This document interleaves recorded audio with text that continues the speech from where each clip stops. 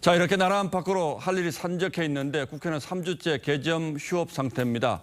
하반기 원구성이 되어야지 인사청문회도 하고 민생 법안도 처리할 텐데 당내 문제로 정신이 팔린 여야 모두 국회를 방치하고 있는 상황입니다. 가장 큰 걸림돌은 국민의힘이 넘겨받기로 한 법사위 문제입니다.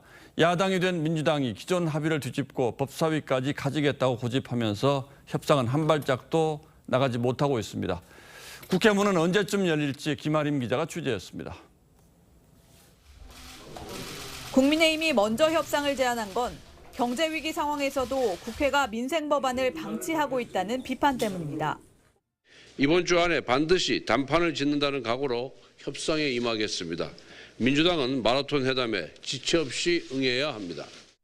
민주당 역시 22일째 이어지고 있는 개점 휴업 상태가 부담스럽긴 마찬가지입니다. 민주당은 후반기 법사위원장을 국민의힘에 주기로 했던 지난해 합의를 뒤집었고 이 문제가 원구성 합의에 걸림돌이 되고 있는데 오늘 초선 모임에선 합의대로 법사위원장을 내주자는 취지의 의견도 일부 나왔습니다. 하지만 지도부는 국민의힘이 양보안을 먼저 가져와야 한다며 버티고 있습니다.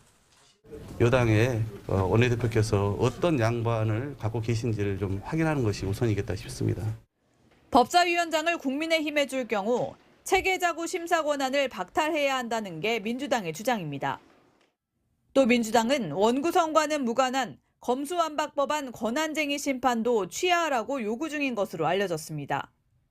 유감스럽지만 아직도 양당의 의견의 차이가 매우 큽니다.